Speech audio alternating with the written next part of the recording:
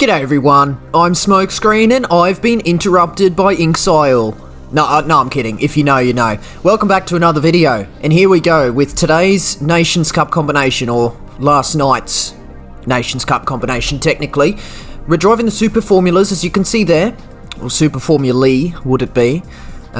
Questions for the universe. But we're actually at Circuit de Barcelona Catalunya Grand Prix layout, so the same track the Formula 1 cars use, although not really, because they've now changed the circuit IRL and turn 10 is along a radius corner now.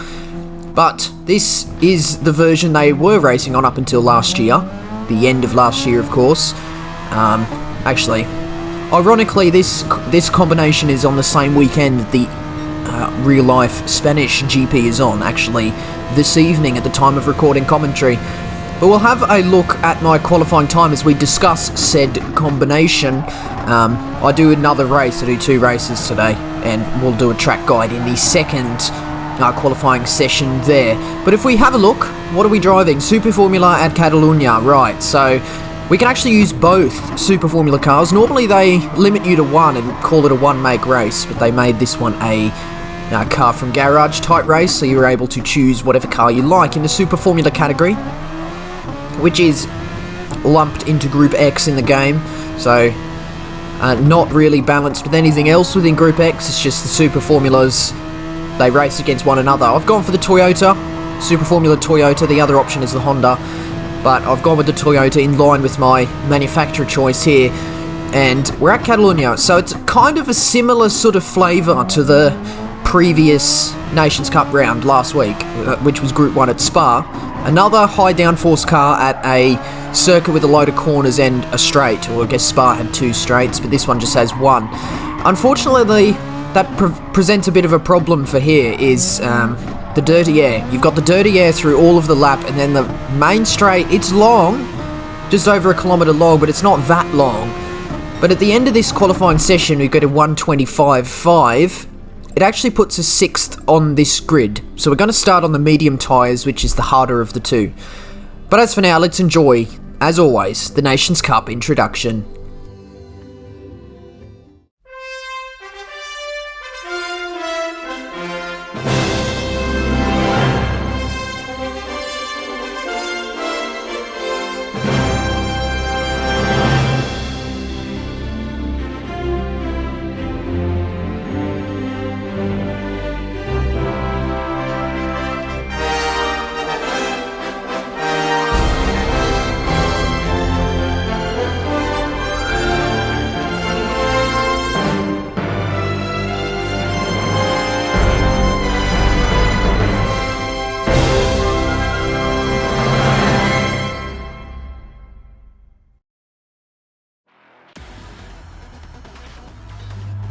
Lovely, as always, we meet ourselves on the grid, and we can see now it's actually a standing start with false start check, which I actually don't mind. I don't know whether this is a bit of an unpopular opinion, but I actually think all FIA races should be standing starts.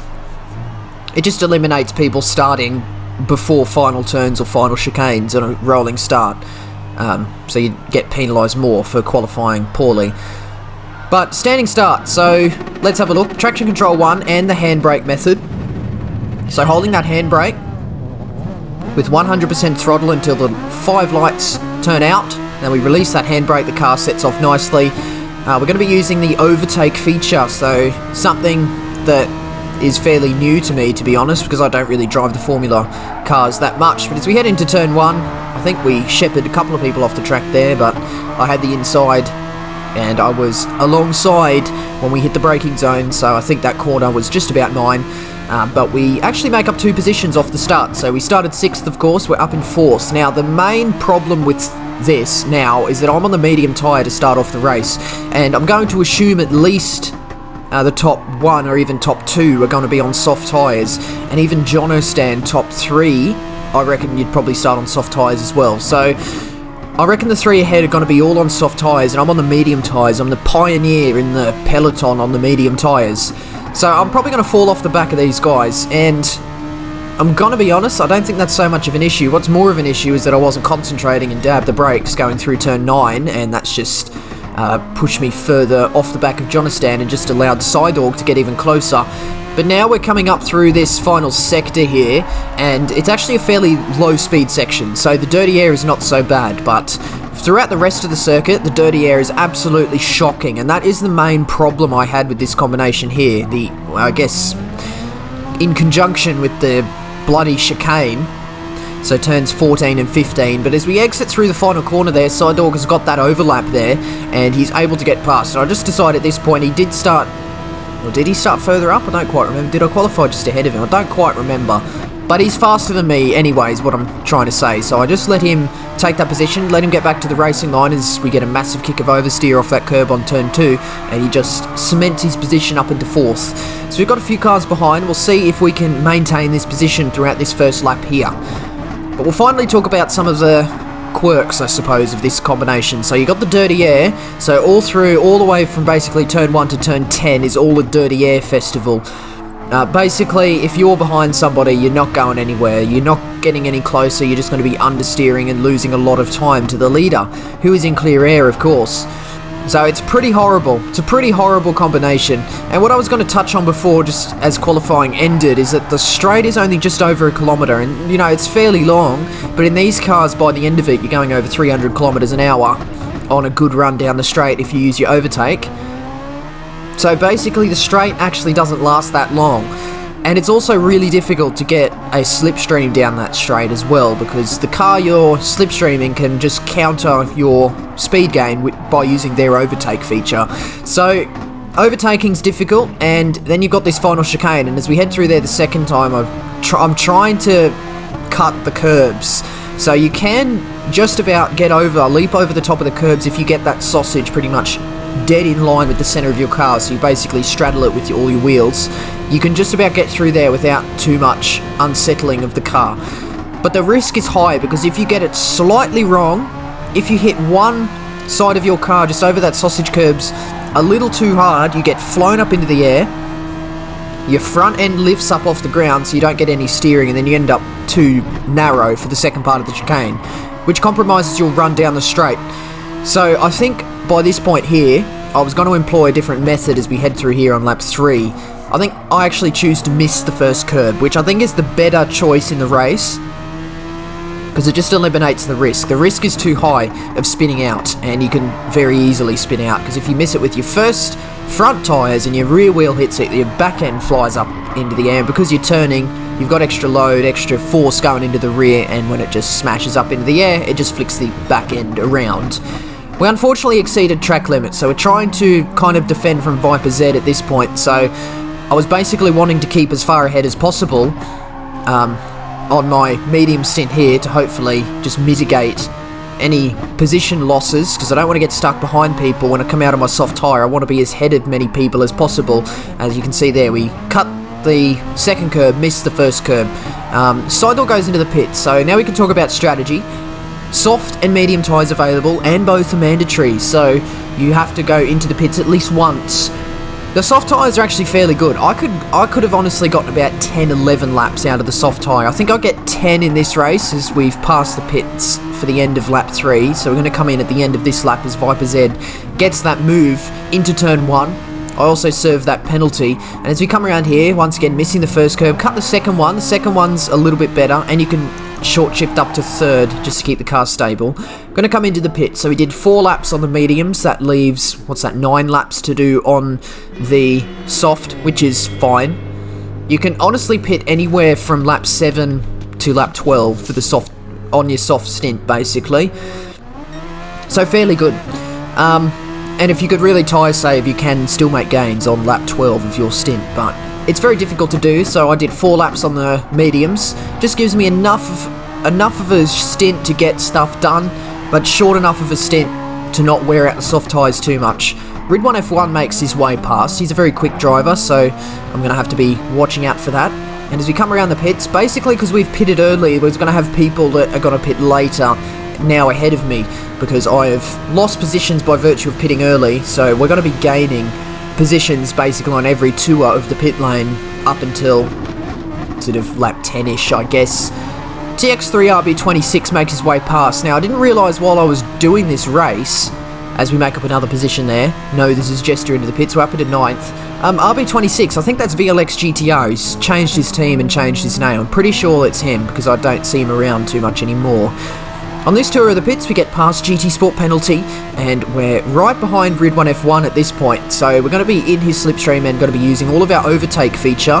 And he does go defensive, but I just give it a little bit more of an overtake burst there. And I managed to actually complete that move around the outside at turn 1, or just before turn 1. And we managed to get that position up into 8th. We find ourselves behind RB26. A couple more people going to the pits at the end of lap 9, so we're up into 7th. At this point, that's pretty good as we begin lap 10, and that was honestly the race. So, yeah.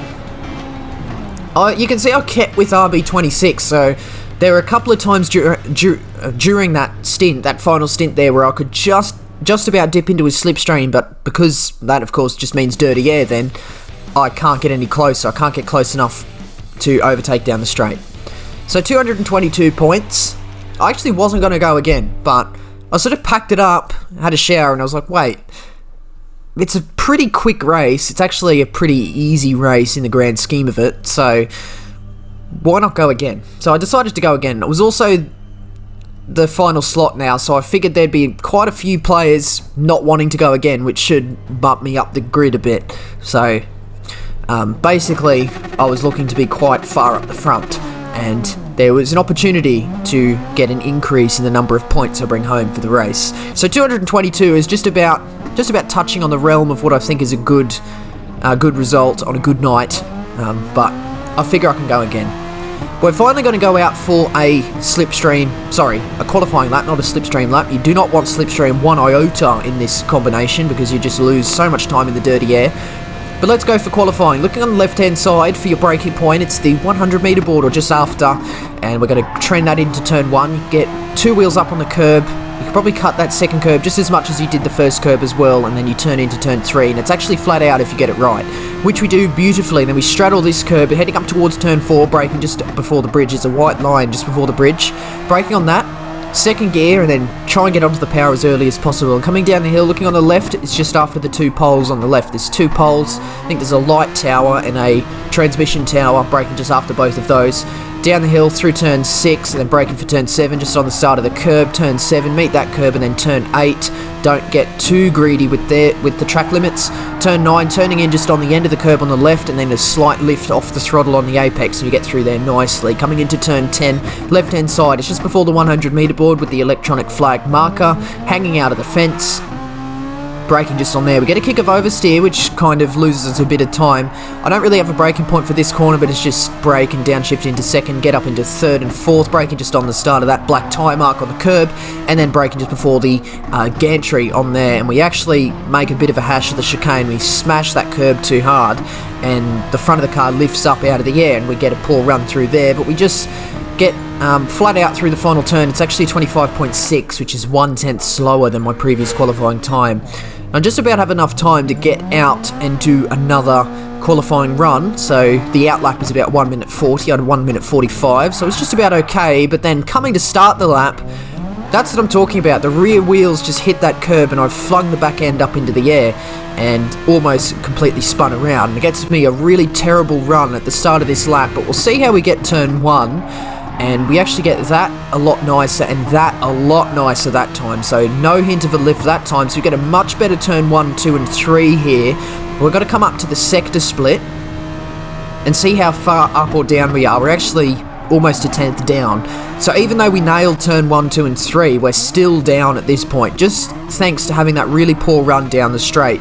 And we'll see heading up through this final sector, that sector split was 2/10 down, and then coming through the final chicane, we actually get the chicane alright that time, but the exit, too much oversteer, the car grips up and snaps the other way. So we I reckon we had the potential of improving slightly, because we got the chicane alright, we cut it okay, but unfortunately, yeah, we just got too much instability is the word I'm looking for. Instability on the exit of the chicane going through that final corner. We weren't able to improve. So I felt as though we could have definitely got another position. I think GT Mag is just ahead of me. He was less than 10th ahead of me, so I definitely felt we could have got 4th. But it's all good. let's see how we go. We'll start this race now, the final slot of the night. Let's see if we can just improve our point score. That's all I'm looking for, just to improve on my 222 point result. So 223 points will make this race worthwhile. So we get to the inside, coming into turn 1, GT Mag looks around the outside, and a little bit of contact actually, it's a little bit awkward. It's actually Tate, sorry, looking around the outside there. And he makes some contact with RB26, heading through turn 3, and he gets a 1 second penalty. Now I was thinking at this point, was that for the contact with me, or was it for the contact with RB26? It was fairly late if it was the contact with me, because he made contact with RB26 and there was a delay and he got the penalty. So I wasn't sure if that was me. It's a little bit awkward, but we'll just carry on, I think. Turn 1, lap 1, bit of a racing incident, and we'll just continue on with that.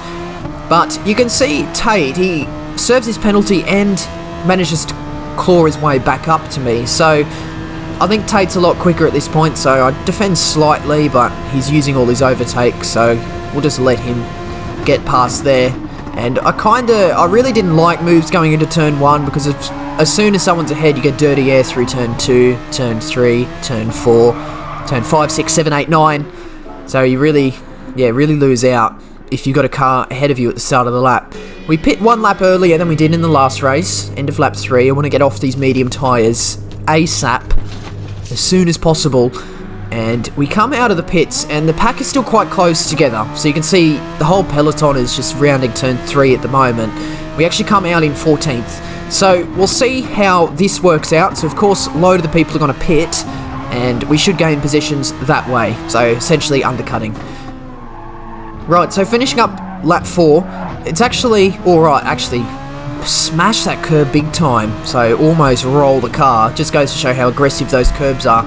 Mad Max goes into the pits, so we're up into 13th at this point. It's good that we actually have clear air at the moment. We still got clear air at the moment. A couple more people going to the pits, up into 11th. Hayden is just in the slipstream of Ikatosh. Ikatosh, I believe, pulls off and just lets us resume our battle. Decide to grab a bit of slipstream and overtake from the back of Ikatosh there, and we managed to slingshot down the straight, get a little bit closer to Hayden at that point there, but he gets a better run through turn 1. So coming around the final turn of lap 6 again, 2 more people in the pits, up into 7th. So you can just see how quickly we are able to gain at this point. Hayden also has the fastest lap of the race, so we have Metal Gear here, and the fact that you can just slam in a fastest lap with Metal Gear in the lobby, you're doing fairly well for yourself. But he just lets off. Don't know what's going on there, but he was running comfortably ahead of me and I was really struggling to catch up. But he just gives up. He just lifts off the throttle and lets me pass and drops way down the field. So I'm not sure what that's about. Maybe we'll have a look at the replay later and have a look. But we got more people in the pits. We only gained the 1 position there. Up into 5th, we come out behind Old Mate, Metal Gear, RB26 and Schnickerman. Old Mate held the lead for a while, but he actually was out of phase. He had not pitted yet. So he goes into the pits, and we find ourselves up in 4th, and once again, that was the race. So, look, up in 4th, where did I qualify? 5th? So I guess I gained 1 position. We'll see how many points this yields me in a second. But overall, look, a really yucky combination. But you might be looking at the time, 9 minutes to go, so I've obviously not finished. 230 points, so we get a 8-point gain, so I would say that race was worthwhile. We also got a DR gain as well. But now, welcome to How to Be Toxic with Smokescreen. This is where it really begins to kick off, so let's have a look at some of the lobbies. We've got 3 people that come in with GT Sport penalty, and yeah, it's not great, so I immediately go, well, I'm saving that replay any day of the week. And we'll see how everyone goes in this lobby here. Mad Max, Dumbass, yep, nice, and Fat Furby. Toxic chat as always, I love that. But here we go, Death Blow. That's my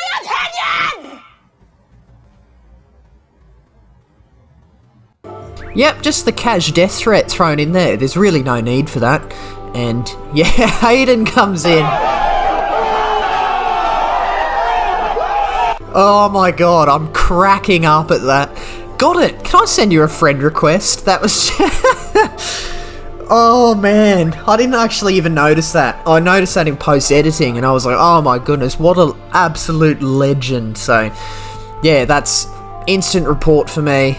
I can't believe you can actually throw out death threats, and yeah, I just voiced that in the lobby. Like, that's some really whack stuff. There is just no need for death threats. It's over a game. Ridiculous. So yeah, I report. The lobby ends, so we don't get to continue, but this is where we go. Let's have a look at the replay. So GT Sport penalty starts in 7th. We're going to see what exactly happens that kicks this all off in chat. So let's see, does anything go into turn 1? Yoda goes for that move there, but GT Sport penalty breaks later using GT Mag as that little bit of a break there.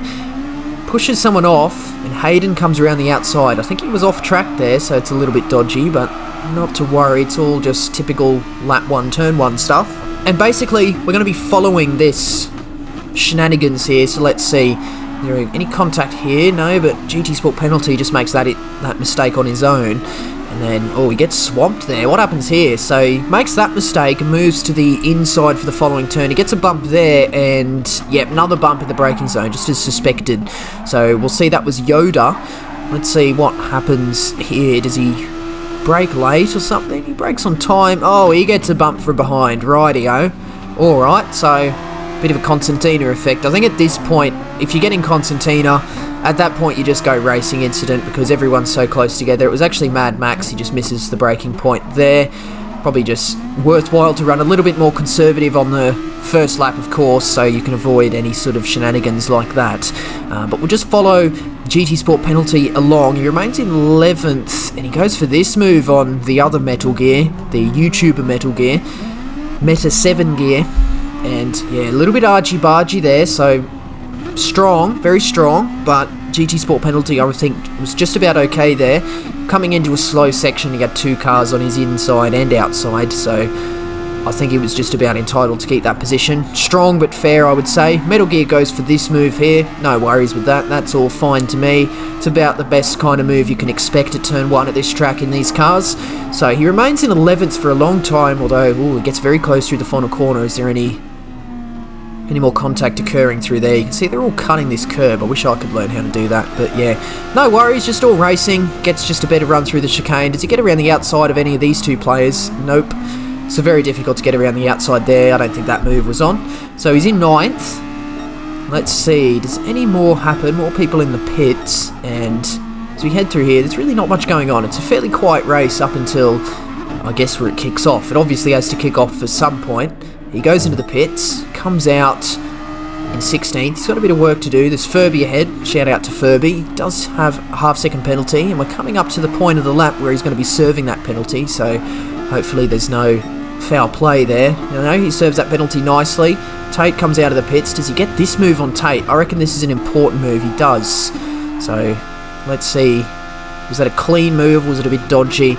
Does he go clean around the outside? Yes, he does. So Tate, he's got to be, yeah, he's on the medium tyres at that point. So medium tyres, cold medium tyres, GT Sport penalty is going to get that any day of the week.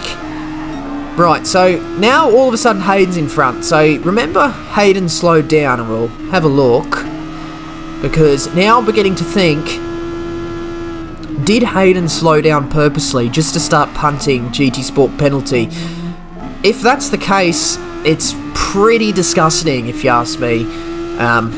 Pretty much just as bad in my books. So yeah, it was at this point here. So there I am behind him, just coming out of turn 8. He just gives up. It's like he's just like, no, screw this. GT Sport penalties behind.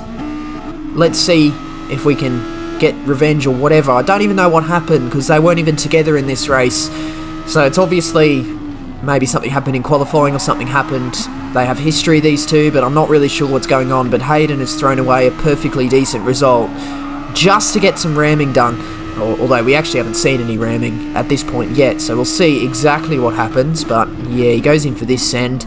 Yep, it's pretty clear to me at this point that Hayden has slowed down just to begin ramming and setting off not Metal Gear, GT Sport penalty. Pretty disappointing to see this kind of crap. And yeah, look, I reported GT Sport penalty. Oh man, he gets way off the track. So I think there's a bit of argy-bargy that's gone on here. Hayden's got a 3-second penalty that he's coming up to serve. GT Sport penalty gets a perfectly good switchback, and yeah, Hayden just turns left, and we'll see his steering input now. So he gets that move there. Yeah, he turns left on the exit there. On the exit of a right-hander, he was turning left. That's pretty clear to me what's going on. So he's going to serve the penalty there, and we'll see what happens into here. Oh, man. Yep, that's A+. A+ for effort for the ghosting system, so Hayden serves his penalty, he's ghosted out, and then unghosts as he's going for the send into turn 10. So, look, pretty shocking. He actually goes for the ram there, but he's ghosted, so a bit of a clown moment if he hasn't already been dressed up in his clown makeup already. And yeah, punts GT Sport penalty. Another bit of contact there from Jester, and actually Hayden was all of a sudden disappeared, so nothing to do with Metal Gear. Completely spins out, so that's kind of karma for me, in my personal opinion. Got to 2-second penalty, and just spins out here, just too aggressive, and hits that sausage and completely rotates. So, look, yeah, pretty dirty shenanigans going on here. Drinking game for shenanigans, I think I've said it about 40 times. But I'm pretty disgusted here. I'm going to be honest, when I was doing this race, I was thinking, you know, I was behind Hayden. He had the fastest lap at a point in the race, and by the end of the race, he actually set himself a 1:26 fastest lap for himself. Wasn't the fastest lap of the race, but it was Hayden's fastest lap, and I'm pretty sure him and Metal Gear were the only two players that were able to set a 1:26. So I'm thinking, this Hayden guy, is he new on the scene? He might be one to watch out for, but now I'm like, nah, this Hayden guy is just as bad. So there's a little bit more shenanigans going on. There I go again, 41 times. Mad Max ORT. So GT Sport penalty bumps and runs him through turn 4, and he goes in for the ram at turn 5. So once again, another dirty driver. So I'm really disappointing to see this kind of stuff going on in this level of lobby. This is actually Oceania, Australia, New Zealand top split. And this is the stuff that's going on. If this was a top 16 race, this would have been live broadcast on YouTube by Gran Turismo themselves. So there's definitely got to be some action taken, and the kind of action taken better not be people going for wipeouts on the straight while they're ghosted, as GT Sport penalty does. So I think everyone is just as bad as each other in this particular case. So yeah, gets a penalty there, and that was the end of the race. So that was all that went on. So pretty disappointing scenes there. Really not what we want to see. So I will say, I acknowledge the fact that by making the video with these people in it, I'm essentially feeding the problem, because these rammers, for some reason, somehow in their mind, it doesn't make sense to me, because if I ram and end up on somebody's YouTube with some pleb behind a microphone absolutely roasting the crap out of me, I'm going to feel pretty terrible about myself. So I'm not going to be ramming just to get on someone's YouTube channel. I also don't have enough subscribers or viewers to even warrant someone trying to ram just to get onto my channel, just to get their 2 seconds of fame. So I don't really think that was the issue between the two. I don't really think I have enough of a name for myself to be in these lobbies that go, ooh, smoke, and have the opponents going, ooh, Smokescreen, he's going to be recording, let's get in his video. So I don't think it's that, but, you know, I do acknowledge making these kinds of videos, it does kind of feed into the problem, but I think it's just funny to have a look, and I'm always going to have a look at this kind of stuff. I reported GT Sport penalty in the post-race lobby, and that was more because he threw out a death threat in chat. There's no need for a death threat, full stop. And over a video game, you're starting to get a bit sad there, it's starting to get a bit depressing and a bit get out of your mum's basement type thing, because if all you've got, this might be a bit of a harsh thing to say, but if you get that angry over a video game, you can't have much else going on in your life. So there's definitely got to be some repairing of people's views and attitudes towards the race. But in saying that, I did not know that Hayden slowed down just to start punting. That is pretty bad. Just as bad, if not worse, in my opinion. And if I had known that had happened, I probably would have reported Hayden as well, because that was pretty shocking, and he looked like an absolute tool in that race. Threw away a perfectly decent result. He was running ahead of me, and I'm sure he would have finished ahead of me as well, and he just threw that away. So he would have got, let's assume he's finished 4th, I finished 5th, he would have got 230 points, and I probably would not have got as many points as I did in my previous race, so I probably would have lost out. So pretty disappointing scenes overall, and that honestly goes for the combination as well. Bit of a shocking combination, to be fair, and kind of glad that one's over. Not really a standout for me. I much preferred the Group 1 at Spa. If we could just have a Nations Cup season of just 10 rounds of Group 1 at Spa, I would be beaming from ear to ear. But unfortunately, we had to suffer through the dirty air and understeer of the Super Formulas of Catalonia. But thankfully, that is over. Next week is Group 3 at Suzuka. I'm not going to be doing that one. I don't really enjoy Suzuka or Group 3 there. I seem to be fairly off the pace. I'm going to be giving that one a miss. But as for this video, do hit the like button if you enjoyed, and do subscribe if you'd like to see more videos from me. Do leave a comment as well. Questions, comments, constructive criticism as always, very much appreciated. But that's going to be the end of this one today, and that means that is it from me. So once again, I do thank you very much for watching. See you later.